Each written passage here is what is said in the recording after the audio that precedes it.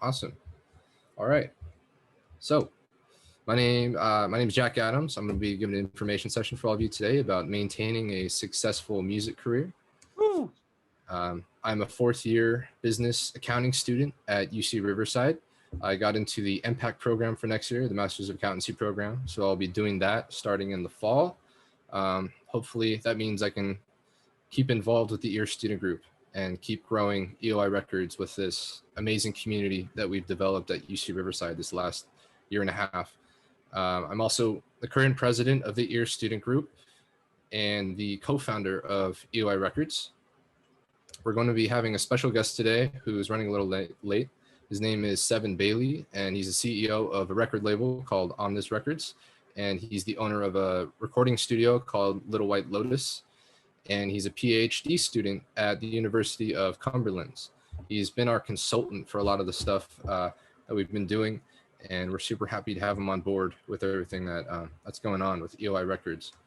So just to give a little brief overview for some of us who are new here about what EOI Records is, it's basically a subsidiary of Edge Original Inc., which is a company founded by Ethan Castro, guy that's here today, just waves his hand. And he also founded two other companies, Edge Studios and Edge Sound Research. And him and his team started Acoustic Haven, and he's also the founder of the EAR student group. So thanks to Ethan, we're all here today to become friends and continue to research and learn together. Ethan, did you want to say anything about Edge? Let's make some cool stuff. Cool. All right, we're gonna make some cool stuff. Again, let's hop in that Discord. If one of my friends wants to drop the Discord link or repaste it for me for people that have just joined, that'd be awesome. So what are we doing this weekend? What's happening this weekend is, and this ties in with the having a music career, because we have to understand a little bit about intellectual property. So people are going to be put into various groups based on skill set and their ability to write and produce songs from what they've laid out within what they've registered with. These groups will be comprised of 4 to 7 people. 1 to 2 of those people will be visual artists, and both or all the students will work together to put together an audio visual work. And the whole idea of this is for you to collaborate with people that you haven't worked with before. It's a great opportunity for networking and to expand your network to other schools, even to other countries at this event.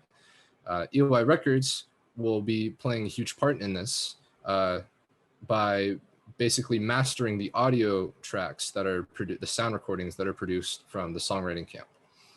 And your student group will be benefiting by growing a community and helping to spread the cause for what your student group really stands for. EOI Records also helped coordinate a lot of this chunk too, based off of the Innova R grant. Right. Yeah. So EOI Records, I don't know how in detail I should get about the EOI Records grant, but basically EOI Records has created a business model from these songwriting camps to boost student applicants of low SES and diverse communities at universities, from community colleges and high schools, for recruitment directors and the deans of colleges. And this is a great opportunity for us to basically find our prospective customer. At the end of this event, on Sunday at 6 o'clock, EOI Records will be doing a presentation to go into more detail with that for anybody that's interested, before we do the large showcase to show everybody's audiovisual works, which will then be uploaded to SoundCloud, YouTube, and featured on our EOI Records website. There's a good question in there first, because I don't know if we have the agenda for the week, because also we have another special guest that just came in too that we'd love to oh, perfect. Just get here. Yeah. Do you have the agenda slide? I don't have an agenda slide. You can share your screen right now if you have it. Let me pull it up here really quickly. Let me find out where I put it, and I will open it.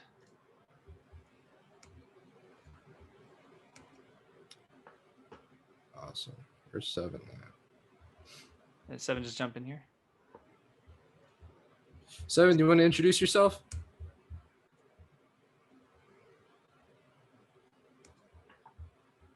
He might just be listening right now. I think he's just getting set up right now.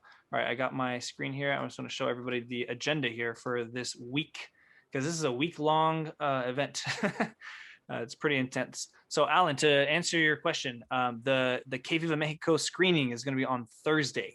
So what we're doing, the main thing that's kind of encapsulating all these 3 critical events this weekend is this gigantic songwriting camp procedure that we're doing. And in order to get people and the participants ready to participate in the songwriting camp, that is open for observation, by the way. That is all gonna, that's what these events today, tomorrow, or yesterday, today, and tomorrow are gonna be. Yesterday, I did one on music production, which is how to, we went through some advanced tools with some advanced tools to help with the collaboration, the coordination with all of the participants, because they're going to be all in groups.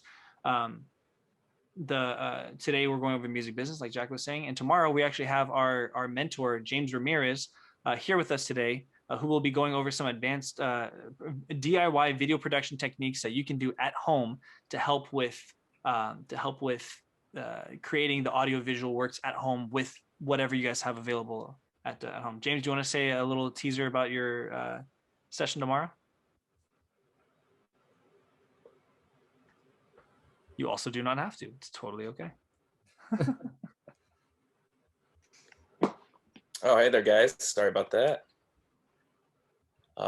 Yeah, so tomorrow I'll basically kind of be going through a lot of kind of cinematography, kind of beginner steps that will hopefully play a part in this entire project as they're creating the visual art. And through this, I'm going to go through a lot of kind of basic techniques to kind of some more advanced techniques. And also in the process, hoping to just kind of give away some resources for these students in their future that, you know, they can apply to this project, but then again, obviously is going to, you know, apply down the road, and they'll probably run into again. So yeah, just looking forward to that session tomorrow, and then how it ties in with Ethan's with the whole ears thing. Yeah, absolutely. Yeah, I'm looking forward to it too, man. It's exciting. He sent me a little sneak preview of the topics, and boy, I'm gonna be taking some notes, because that's a lot of information that he's going to be dropping tomorrow, and it looks really exciting and super jam-packed. So yeah, make sure to come tomorrow. Every day that we're doing these things are great events. Thank you, James. We're excited to have you on board. James will also be here on Sunday when we do the full presentations for everything, and he'll be writing down some notes for every group to make sure that you guys have some really good pointed feedback, so you can have what's it called, the rest of that day and maybe a little bit of Monday to finish your work before we upload them on Tuesday. So great time, great person to be on board. He's a great guy too, in and out. So yeah, actually Santiago did give me a great correction. It's on Friday. I can't read a calendar to save my life. Friday is going to be the Que Viva Mexico screening, movie screening, because on Thursday we're doing the last day of preparation before we jump into the songwriting camp, which is this intensity. Yeah. Cool. All right. Go ahead and share my screen again.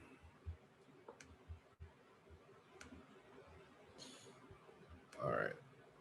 Awesome. Oh, geez. I need to skip forward here. Okay. So these songwriting camps aren't unfamiliar with the EAR student group. This is something that we've been doing since last summer. Once the COVID pandemic hit, this was our way to basically cope with everything that was going on.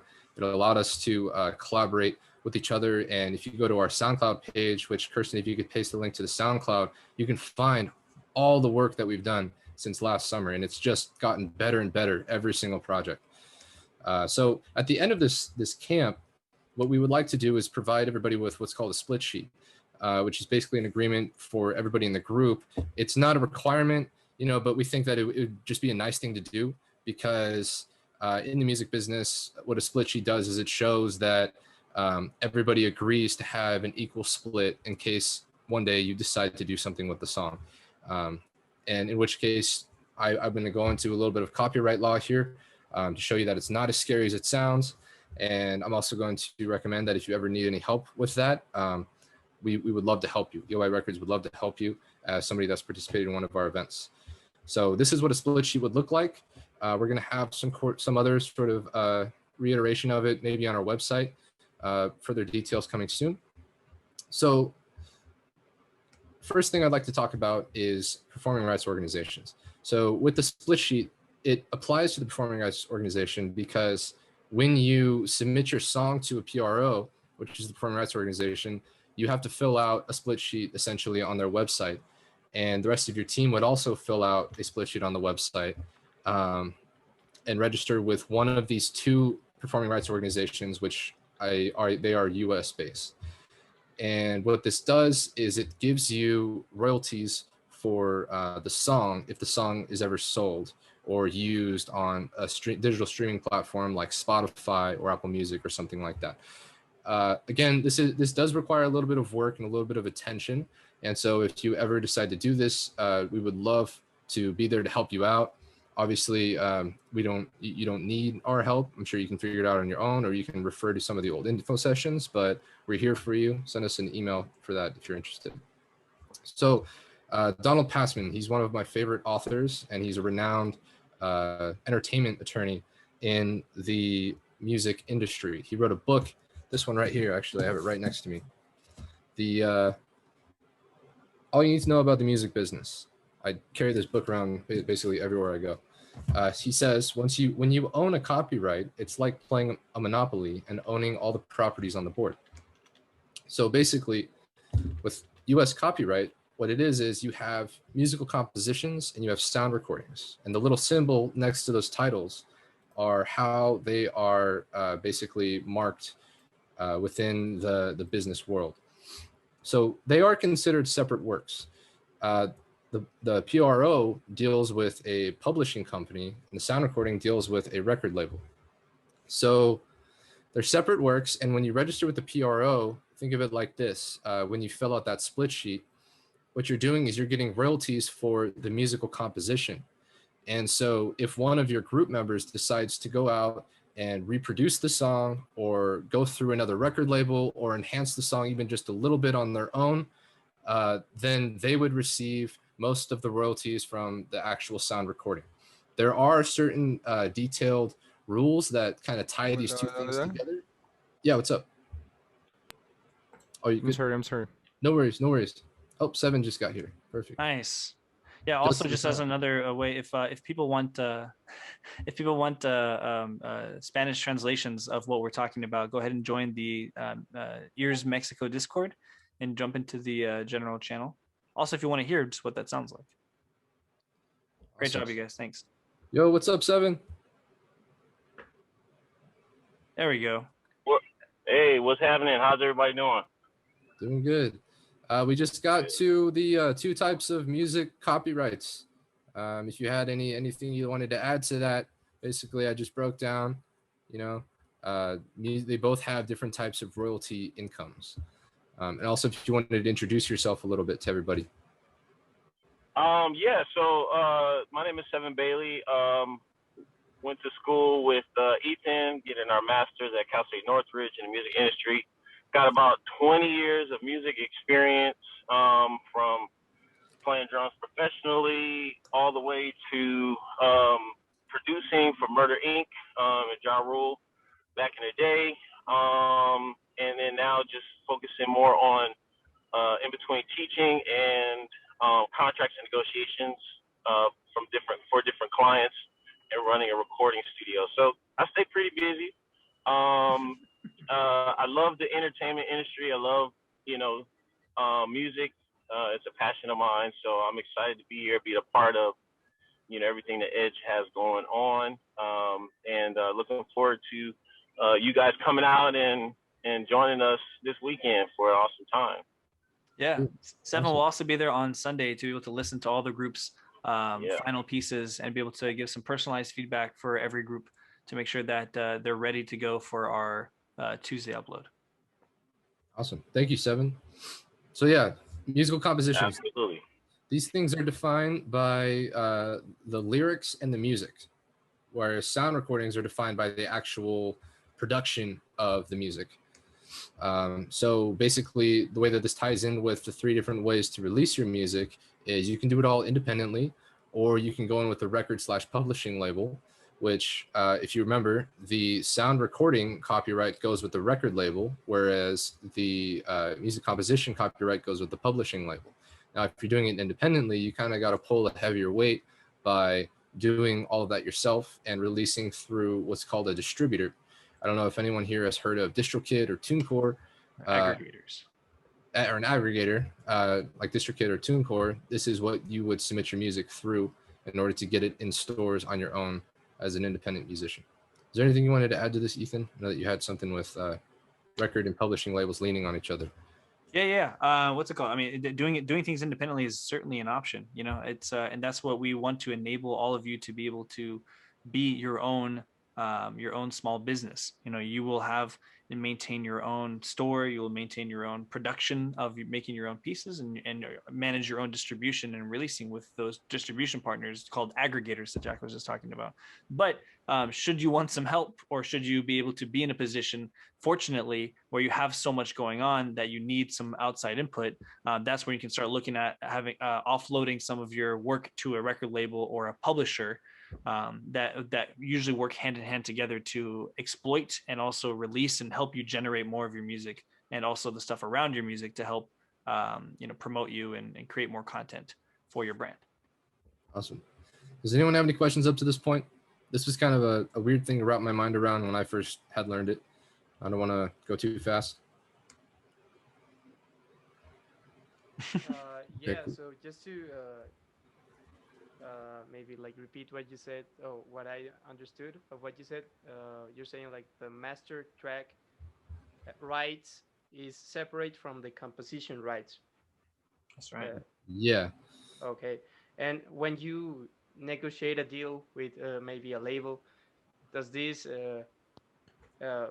two types of rights, do they have the same weight? Like do you usually do a 50-50 split, or does it's just like up to the label and up to the artist? So yes, there's different rights with these two things, because in the past, the way that it worked was you had songwriters and then you had recording artists. And so the music industry stuck with this traditional ways and split the two between a record label and a publishing label. However, today in 2021, what's happening a lot of times is that the record labels merge with the publishing labels.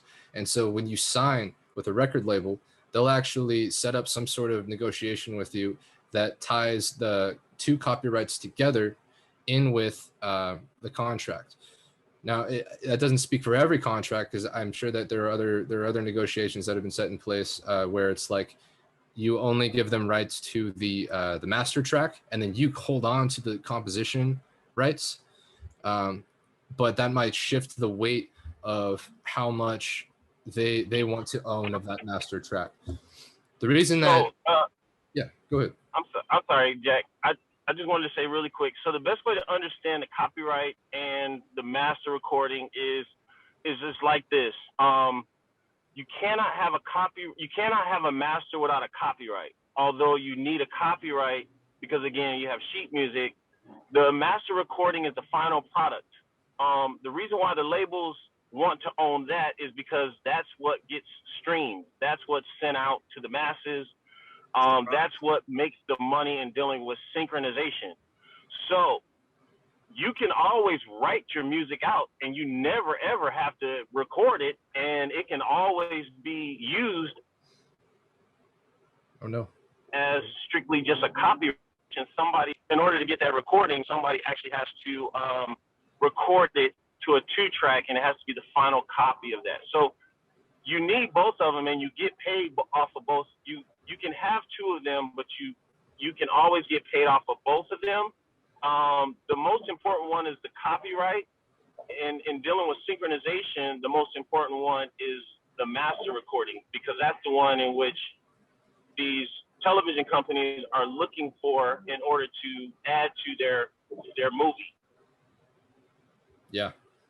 That's a really great explanation. And Seven, most of the time, a deal like that for a sync will require both of those, right? Because you can't perform the sound recording without also having the composition in it, right?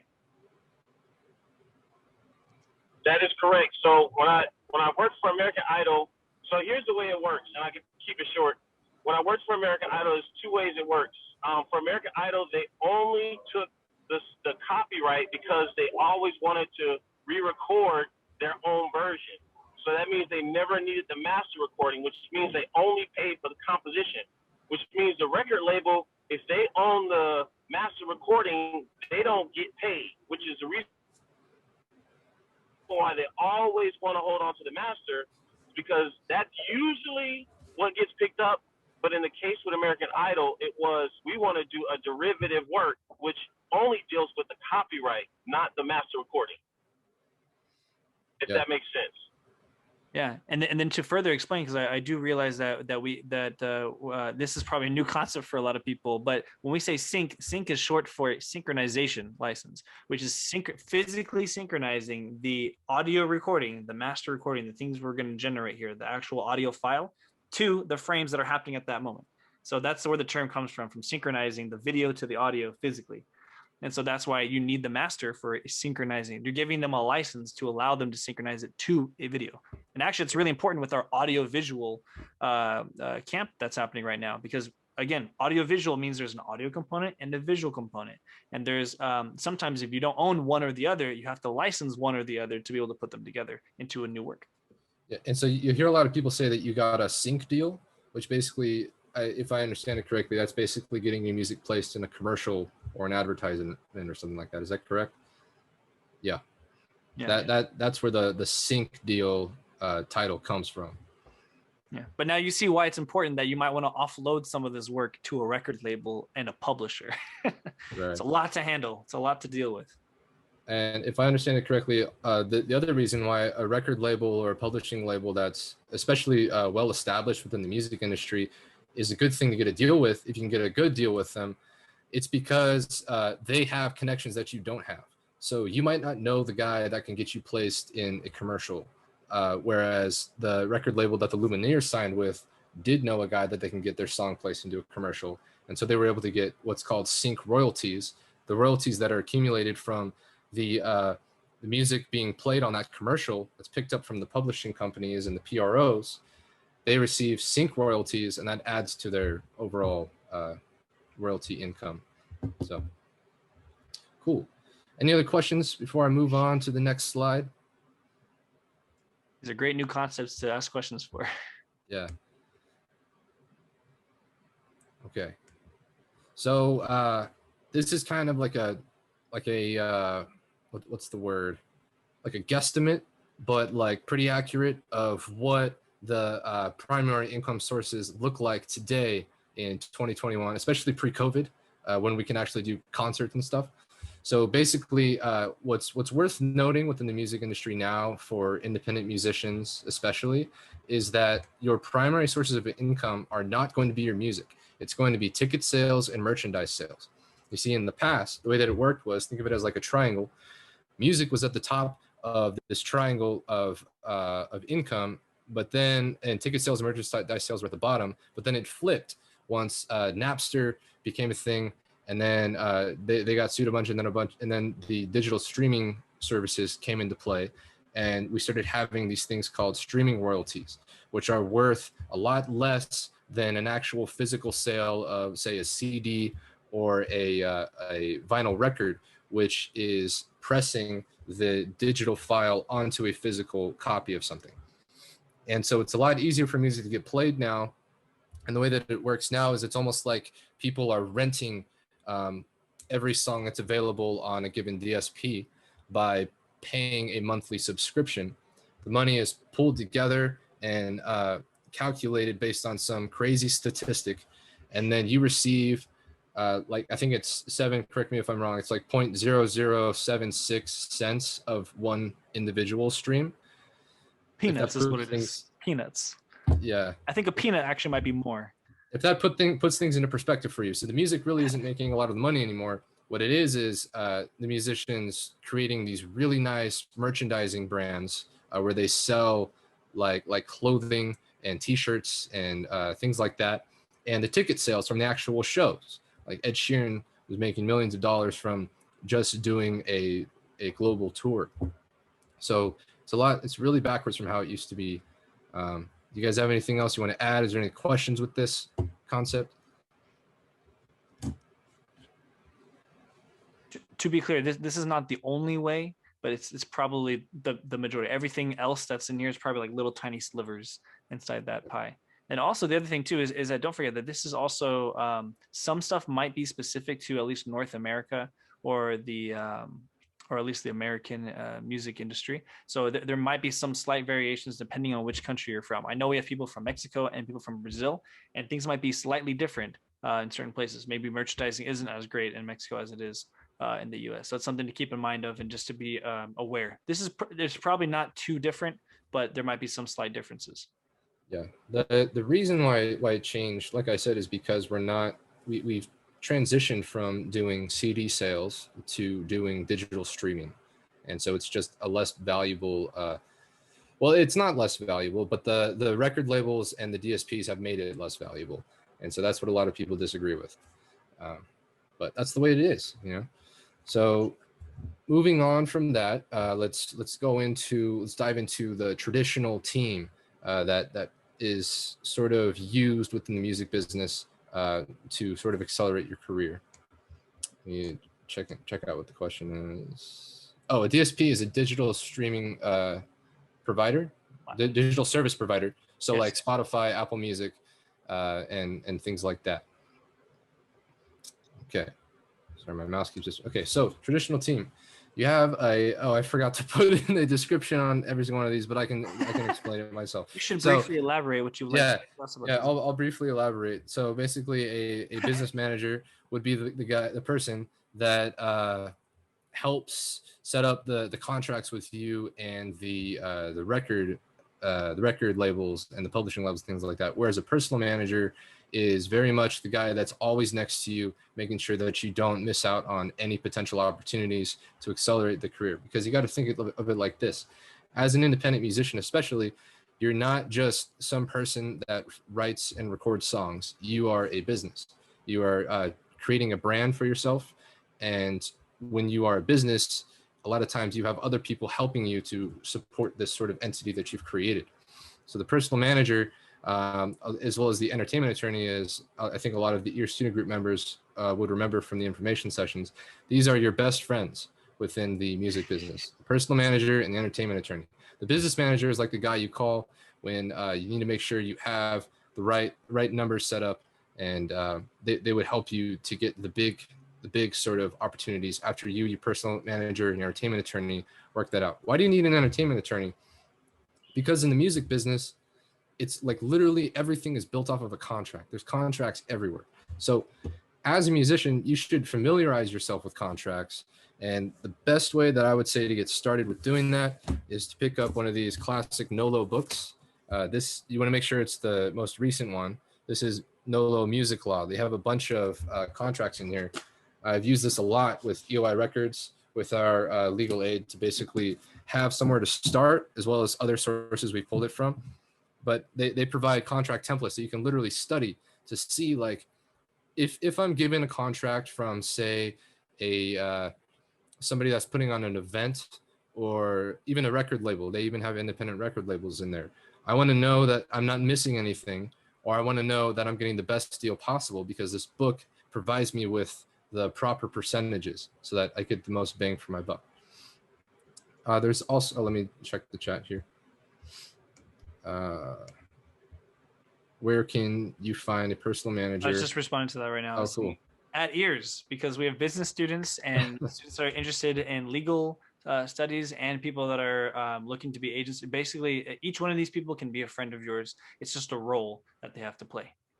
Yeah. So, I mean, at least it's starting out. Later on down the road, you might want to get a more connected personal manager, and then definitely a way more connected entertainment attorney, because those two probably going to use their connections to leverage new opportunities for you. But at least for starting out, if you have opportunities and you just need help kind of handling it all, you can definitely ask your friends to just take on a role like, hey bro, can you be my manager? Hey man, can you be my entertainment attorney? And just kind of look over my legal stuff if you can, especially if they're more legally minded. Right. Jonathan, I can't click on the link right now, but I can tell you that it's the 9th edition of the book. You want to make sure that you get the newest edition of whatever book you're getting. Also, Ari Herstand in this book right here, these are the 3 books I use all the time. In this book, he literally tells you where to find the personal manager. And one of the things he says is look for business students at colleges, because a lot of them are looking to be personal managers for artists. So that's pretty cool. And then the rest of the team, you can find a lot of them online. Seven, I don't know if you have any better input than me with regard to finding some of these team members for your business. Yeah. Okay. So some things to remember, and to kind of just make sure are clear. Your business manager strictly takes care of paying bills. Right. Their whole job is they typically make anywhere between 5 to 10% on your investments and paying bills. Your personal manager is anywhere between 20 to 25%. Typically is 20%, just depends on where you come in at. But your personal manager is usually somebody who is, either close to you. I don't necessarily recommend that, but, family member close to you, or somebody who's, just who's been around and trying to help you out. But it's always good, as mentioned before, to try to find a college student, a graduate, someone looking to really get in that field who has really good connections. Because the other part of it is, your personal manager should always make up their salary. So if you're giving them 20% and you make $100,000 a year, now you're at $80,000 a year. Are they making you 120? Or are they make sense for them? Or, how does that work? So that's something to look at with your personal manager, and finding them typically colleges, grad students, check career, that entertainment career based. And dealing with your entertainment attorney, there's a site called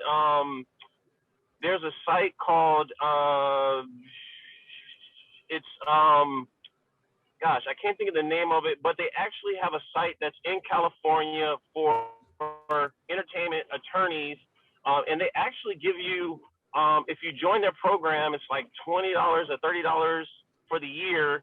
You get discounts on meeting with an attorney. They give you one free consultation. I have to find it for you guys, and I'll get it to you.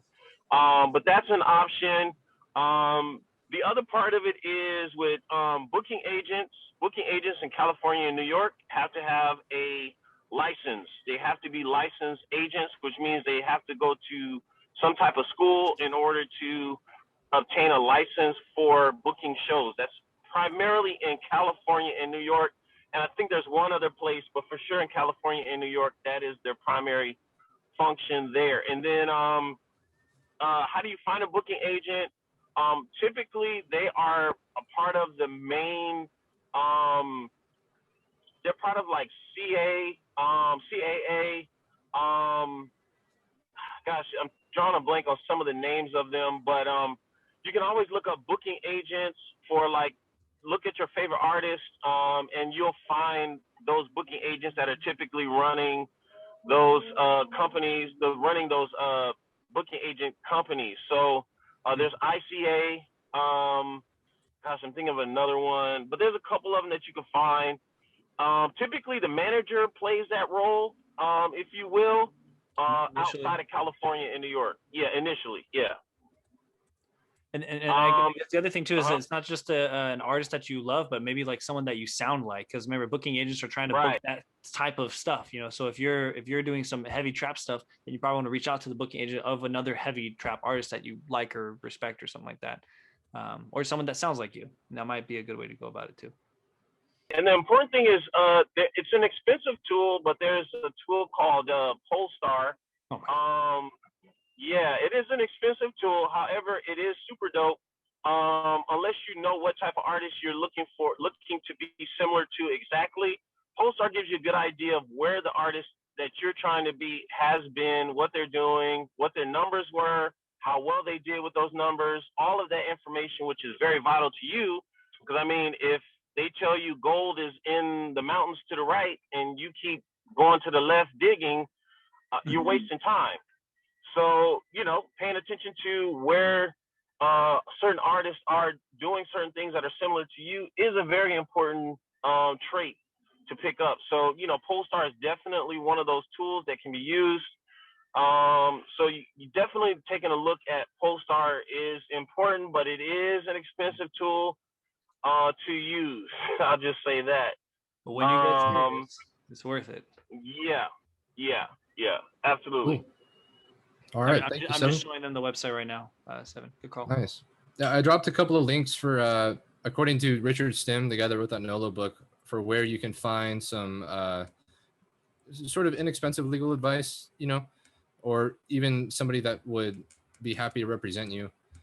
And then he also mentioned that, I think Seven also pointed towards it, is that a great way to find a lawyer is to talk to other people that are like on the same level with you for who their lawyer is. That was I thought that was a great point that he had. Mm-hmm. So with the modern team, this is something that might be worth screenshotting. This is something that I think a lot of us might have already touched on, especially as younger students, is, you have a digital specialist. This is sort of what Val, a lot of us know who Val is. This is what Val does, which is like digital marketing and web and app developing.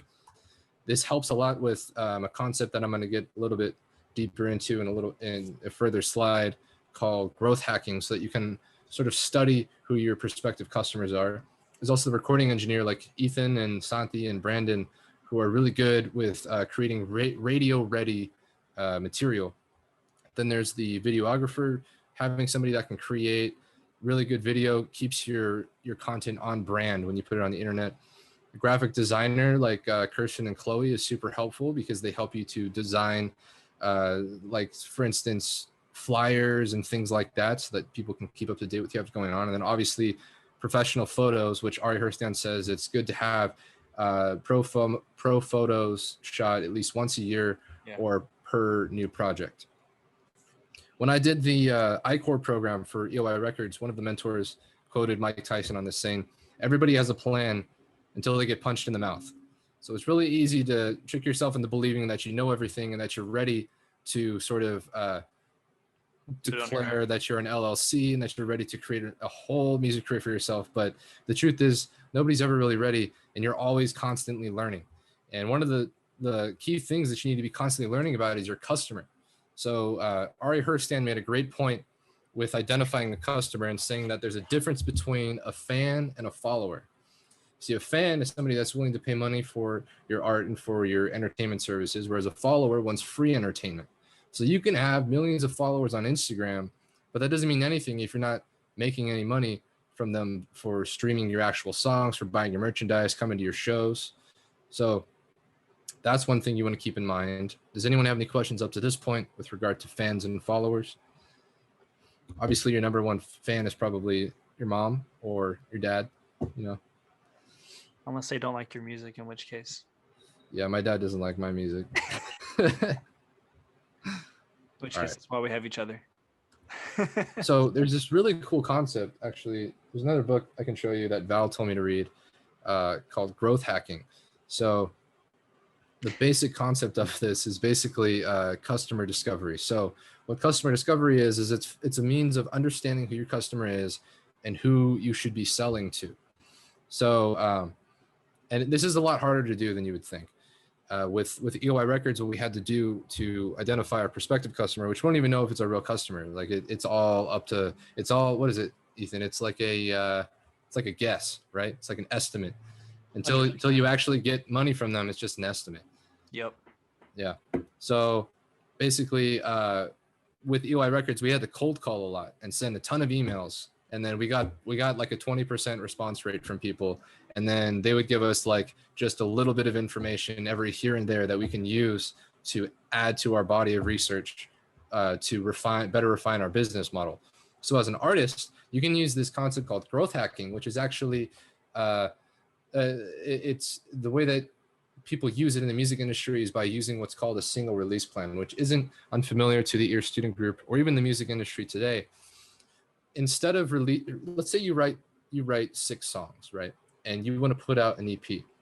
Instead of putting out an EP, you can expand those 6 songs and have them last you a series of 12 months by releasing 1 song every 2 months. And what this would do is you could study the reaction you get by putting out certain visual content and like pairing it to certain visual content like a music video and things like that, and using Facebook advertisements, for instance, to basically study the types of people that are interested in your music. And then you can start swinging the actual product, as Seven called it, the actual song, into that sort of industry where those customers lie. And this is called growth hacking, because you're basically incrementally giving the consumers something, learning from it, and capitalizing on it. So this chart that I've provided for you, you got the gray, the dark gray, and then the darkest gray. Imagine the lightest gray as like year 1, then year 2, and year 3. You notice that they all kind of build off of each other. This is the idea of growth hacking. This is what you want to do. And this could really help you to accelerate your music career and save you a lot of money. I've met so many artists that end up producing like this amazing body of work, but they only get like a little response rate from people, and it's usually their closest friends and then maybe a couple of strangers. And then at that point they're done, and they got to start all over again with coming up with some amazing songs, recording the songs, copywriting the songs, developing a marketing plan, submitting it to the aggregators, and then hoping that they catch some fish along the way. Whereas if they had just stretched it out and then waited until they had a nice fan base, remember the difference between a fan and a follower, they had a nice fan base that would actually allow them to grow their music career. If they did that, then later on, it might be better for them to wait to put out those large albums, those large projects. So it's a really really cool thing that I think I can give to you guys. Does anyone have any questions with regard to this growth hacking model, this customer discovery model? Did you guys really understand what this is? Basically shakes up the paradigm of how people used to release music, and how now, because of our climate, is a better way, might be a better way to release music. Yeah. So a good way to think about this, guys, is in the simplest form is music used to always come out on Tuesday. Some of you guys might be too young to remember that, but there was a place called Tower Records. And we go to Tower Records, pick up a CD. Music always came out on a Tuesday. But what they found out was people weren't buying the music because nobody had money on Tuesday because they got paid on Fridays. So if you look at now the way music has shifted, you know, with economics and with the industry's had to shift with the economics into where everybody now releases on pretty much Thursday night, which is Friday, in order to account for sales, because they would notice that the sales wouldn't get picked up until Friday, Saturday. So it's the same thing in dealing with the music. We've got so much music out, so many creatives like yourselves that are releasing so much music all at the same time. It's taken away from people being able to actually, you know, make money, because the whole project is out. Now you're trying to do something with it. But by shrinking it down and creating that single release strategy, you're actually able to create what's called the long tail, which is every time something drops, you're able to extend it for a period of time until it's time for you to drop that new single. For example, DJ Khaled, he has an album out right now that just came out. Most of the songs you're not really going to hear until, this is May, you're probably not going to hear the bangers until like next month, because he's infamous for always dropping in May and June, because he understands his release strategy. So the single release is a big deal. When you understand this and you understand the target market, which Jack was talking about earlier, and able to combine those two things, it's like printing money at the Federal Reserve. Nice. Yeah, I mean, we've already seen a little bit of success of this, and there's also been a resistance after we've advised it, and we saw the difference between the one who took the advice and the one who didn't. Yep. And you know, even just a little bit of understanding. Just understanding it is one thing. You know, again, some people do better, or some groups do better, some genres do better releasing a whole album at once. Yeah, if you're what's it called? Shoegaze, is that the right word? Shoegaze rock or something like that. Shoegaze rock. It might make a little more sense to drop an entire kind of like project, like an EP or like a 3-song, because they all flow together, right? That makes sense. But if you're trying to do something that might be a little more commercial poppy, or something that's, you know, like a upbeat, upfront hip hop, trap, R&B, electronic kind of thing, which songs are kind of more, you know, enclosed in their own kind of worlds, you can expand this world you have and kind of do world building, just like what Seven was talking about. So yeah, we've already seen. Obviously, yeah. Obviously, you can do whatever you want. You know, you're an artist. You know, if you have an artistic calling to put out a 32 song album, I mean, by all means, do it. Everything I'm talking about today is just research I've accumulated the last year and a half with your student group and EOI Records to maximize your profits. So take everything with a grain of salt. You know, apply it however you wish. And then, you know, that's the end of the presentation. It's 6:30. These are the books that I showed you today that I really think you should read. They've helped me a lot, and they've helped EOI a lot to understand the fundamentals of intellectual property, which is copyright, and how it is used within the music business. So that's the end of the presentation. Does anyone have any questions for Ethan, me, or Seven? Actually, even like a little overview would probably be a good idea too, just because that was a lot of info. Especially for people who are, when people are just getting the hang of this stuff. I mean, don't forget, Seven and I took 2 years of a master's to be able to get kind of a big handle on this stuff, and half of it changed by the time we graduated, and then even then, since then, stuff has changed as well because of the Music Modernization Act that happened. Emilio has a great summary. I was going to get into the Music Modernization Act, and then I was like, no, I got to leave that out. I can't get into compulsory licenses right now. Yeah. Stuff changes a lot. So the quicker you can kind of get at least a handle on it and start practicing, the better you're going to get, I think, a handle on it, and have a better chance of actually making this a good run while you're in school, while you have your expenses covered, either through your whatever's enabling you to go to school. Your school is your primary, kind of like your day job, right? So while you're at school doing your day job, this is a great opportunity to try something risky, like making a full run of a music career. So, and I would say this is, I mean, I know we're sort of moving out of COVID, but like, honestly, this is the best time to be an artist. Like, everybody's at home, or everybody has time to be at home, to listen to a project, to actually give a project an opportunity. I mean, you look at what's the DJ that just blew up. He's been around for a long time, DJ Nice or something, but he's the COVID DJ. Like, that dude, he's been around, but he wasn't a great DJ, but he found a niche in COVID, and it made him and catapulted him into like the #1 DJ now, you know, worldwide, because he spent time DJing during a time when people needed uplifting and stuff like that. He just found he knew what he did best, and he found a niche market to do it in. So the thing is, it's always about being you is important, because there's nobody like you, and you're the most important part of your project. So by taking advantage of that, and then combining the time in which we're in, where creatives are, you know, very much a necessity, it's the perfect climate to be, you know, an awesome artist and make a career out of something that, you know, my parents, and I'm 39, my parents told me it's not possible to make a career out of music. And I did it. So, just saying. Nice. Thank you, Seven. This is so awesome having you here. You know, he's got so much experience under his belt. Yeah. All right. Does anyone else have any questions for us? I hope this has been informative. Thank you, guys. Cool. All right. Oh, wait, we got a question. We got deeper into growth hacking. I think you're going to have to join the Ear Student Group for that one, my friend. Hey, actually, hold on. Oh, no, he's going to do it. No, but I was going to say, one real quick. I read so many books. Yeah. Yep, there you go. This is a great book to get if you want to learn about growth hacking. That's right.